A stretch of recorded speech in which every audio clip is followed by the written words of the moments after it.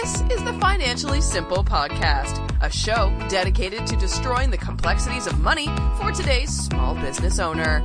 And now, here's your host, pizza-loving, certified financial planner, Justin Goodbread. Hey, welcome to Financially Simple. Today we're going to continue our deep dive into building the best-in-class risk management department for your maximum value growth. Today I want to deal with a fun subject called contracts. I want to deal with the basics of contracts. Now, you would think at this point in the podcast series I've already dealt enough with contracts. Look, contracts are around us all the time. Whenever you go online, you are in effect signing a contract. Whenever you're buying a hamburger, you in effect could be arguably signing a contract. There's contracts everywhere. So I want to deal with contracts today. And in the contract scenario, I want to deal with the 19 popular contracts that I see in the business world. And then I want to deal with the elements of a contract.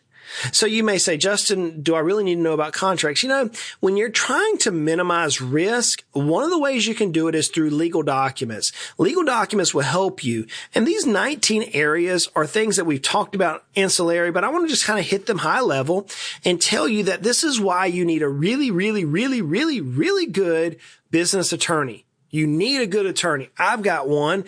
I recommend attorneys. In my book, I talk about one of the main players on the team is an attorney.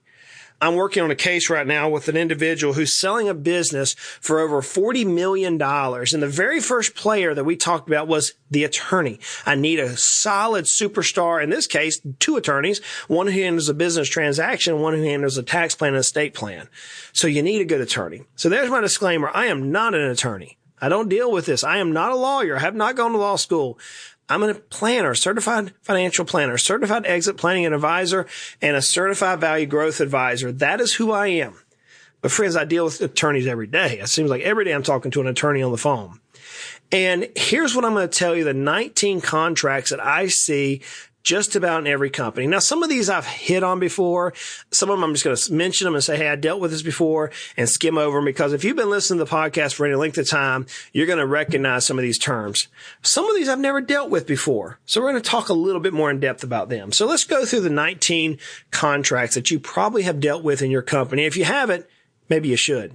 The first one is an employment offer. This is an offer whenever you bring on a new employee. How much are you going to pay them? What do you expect them to do?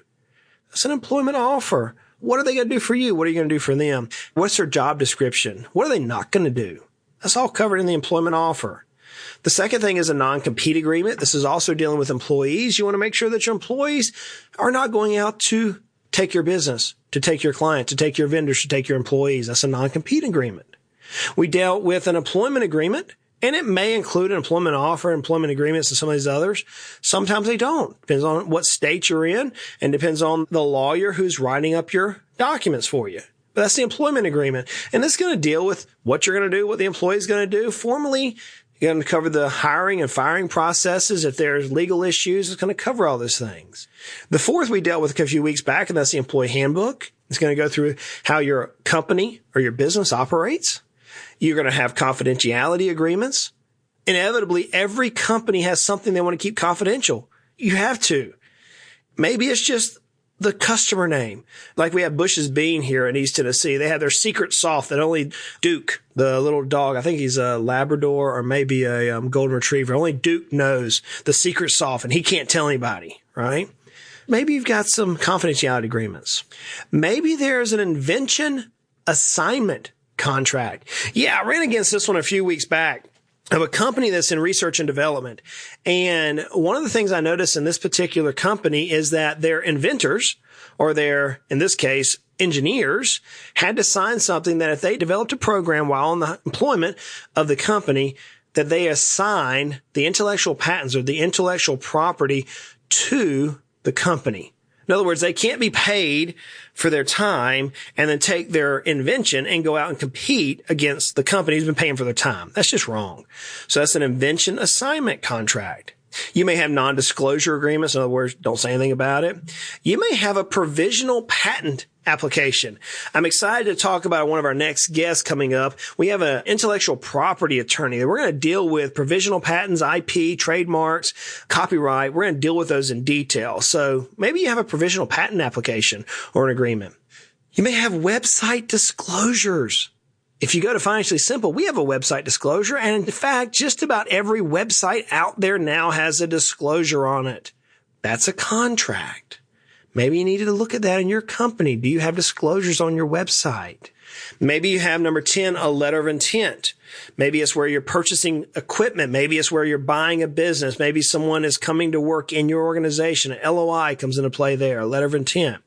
Perhaps you have purchase agreements. Very similar to an letter of intent, not exactly the same. Maybe you have a purchase agreement to buy a specific quantity of product. Maybe you're actually buying a company. Then you would have lease agreements, number 12. Lease agreements could deal with equipment. It could deal with a machine. It could deal with employees. I have a client. They operate a leasing or a staffing company, and there's a lease agreement in place. Perhaps you have service contracts. I know I have clients who own big pieces of equipment in the construction world and in the machining world, and each piece of equipment has a contract, a service contract, where the person who sold that piece of equipment is there to make sure that piece of equipment stays in force. Heck, I know a copy man that sells copy machines because everybody needs a copier, but I know a person who sells copy machines and he has a service agreement or a service contract on how he's going to repair the copy machine. More than likely you have something like that. Maybe you have a vendor agreement where a particular vendor is providing you a special deal. Go back to my landscaping days. I mentioned this in the past episodes. If I could identify the specific number of, for example, Aztec grass that we were going to buy in a year, my vendor would sign an agreement and I would commit to buying that and they would give me a reduced rate. That's an agreement, a contract. Maybe you have hired 1099 subcontractors, sometimes referred to as an independent contractor. You probably have an agreement with them on what they are going to do and what they're not going to do. What about a release of liability? More than likely you have some sort of release somewhere. Even if it's on your website, there's a release of liability somewhere. Have you ever bought a camera or a phone from the store and looked at why they're not liable? That's a release of liability. Maybe you have an equipment lease agreement. And last episode, we talked about loans. That's a contract. A loan is a contract. All right, number 19, the last one. Maybe you have customer agreements, what the customer is going to do for you, or what you're going to do for the customers. You are listening to Financially Simple, destroying the complexities of money for today's small business owner. So I give you that, and I'm going to give you now 6 required elements. Now, if you go on the interweb, some people are going to say 5, some people are going to say 7, some people are going to say 6. As I read it, 6 are the most common elements to creating a contract, okay? And here's where it gets interesting. The first 5 things could be all verbal. It could be implied. It could be written. It could be a number of things. So what are they? The first one is an offer. So somebody makes an offer. Hey, Justin, I want to buy a bottle of water. I always have a bottle of water when I do these podcasts. I want to buy a bottle of water from you for $1. And I'm going to say, great, I'll do it. That's an acceptance. Number 2. An acceptance. Or I may say, you know what? No, I don't want $1. How about $1.05? Well, sure, I'll give you $1 and a nickel. Okay, so there's an acceptance. So there's an offer and there's an acceptance. Then there's consideration. Well, that's the payment terms. Sometimes the consideration doesn't have to be money. It could be a swap. There could be an agreement where you're swapping goods and services, and that could be the consideration. It could be gold. It could be Bitcoin. It doesn't necessarily have to be a nomination of currency. Ultimately, there's number 4 going to be a mutuality of obligation. There's an obligation involved that somebody has to do something for somebody else. So that's the mutuality of obligation. And then number 5, there has to be competency and capacity. In other words, I don't care who you are. You cannot get my 8-year-old boy to enter into an agreement to buy a house. He doesn't have competency to do that or the capacity to do so.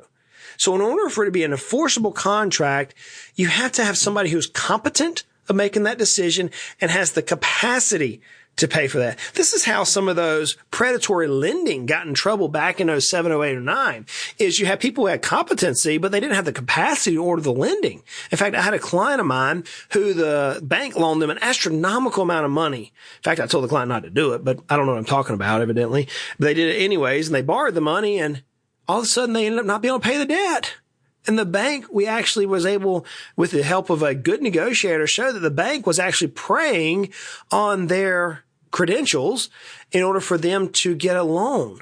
They didn't have the capacity to ever pay back the debt. They were going to force these people into bankruptcy just so they could get a deal done and so they could create a little bit of interest. And so in that particular circumstances, the lending institution recognized the error of the ways and they let the clients out of the deal. It's pretty interesting how that worked out.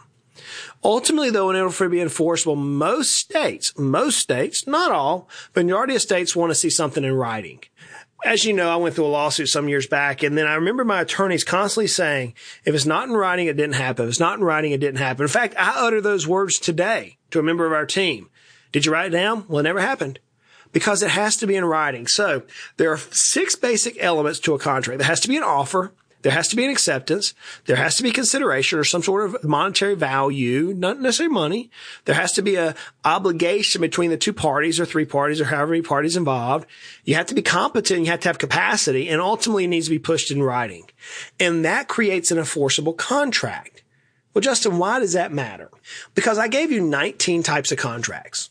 And in those 19 types of contracts, 1, 2, 12, 10, 13, 17, or all 19 will help you increase the value of your company. Well, how? Okay. Let's say I want to come in and buy your company and you have great employment agreements with your superstar team, like we talked about. And in this agreement, they have golden handcuffs. So that's another agreement we can place in there. Your clients have all agreements on your clients. Your lenders and your vendors all have agreements. You have provisional patents and you have trademarks. And you have all these things documented. How's the old saying goes, T's crossed, I's dotted. If you looked at that company compared to a company that's ran with no enforceable agreements in place, which one are you going to pay the more money for? You're going to pay for the one that they have all the agreements in place, that the proprietor, the business owner, the team who's managing the company is doing everything in the power to make sure the company is above board and make sure that all parties, not just the company, but the employees, the vendors, the servicing individual, everybody is protected to make sure that if somebody does something that they shouldn't do, there's parameters there to protect you. That adds value, friends. That adds values. Whenever you do a business appraisal, that's one of the things that an appraiser is going to look for. So how can you build the best-in-class risk management department? Have some contracts. Have the contracts that are enforceable contracts, including those 6 things in the areas of your business that your planner and that your team deems you need to have them. So with that, I'm going to invite you to check out financiallysimple.com and look at our newsletter. We have a newsletter that goes out weekly, bi-weekly, various times, depending on which one you subscribe to. And man, we get lots of hits on that. And if you have a question, I'm getting ready to launch a new episode, new series here on personal finances for business owner. I'm looking forward to this. This is the time I put my CFP hat on. If you have a question, you say, hey, Justin, would you cover this topic? Shoot me a tweet, shoot me a Facebook post, something at LinkedIn, a blog, an email at Justin at Financially Simple. I get several of these a week, and I've been keeping the questions and preparing them for this new series. So I'm asking you to take a look at that. If you have something in particular you want to cover on the personal side of finances for business owners, we're getting ready to launch into that. Hey, as I say every week, life is hard. It is. It is. I had a real good friend pass away this last week. Surprised me a lot. Life is hard. But life is good. At the farm this last week, we had some baby goats born. It's fun. It's fun to watch. It's fun to watch the kids, my wife, everybody smiling. Life is good, and life can be frustrating. Sometimes you just want to pull your hair out. Look, money doesn't have to be. Let's continue to make our lives at least financially simple. Y'all go out and make it a great day. You have been listening to the Financially Simple podcast. The information in this show is for informational purposes only. This show is not investment advice. Instead, seek help from a competent financial advisor. Justin Goodbread, CFP, is an investment advisor representative of Heritage Investors, a registered investment advisor.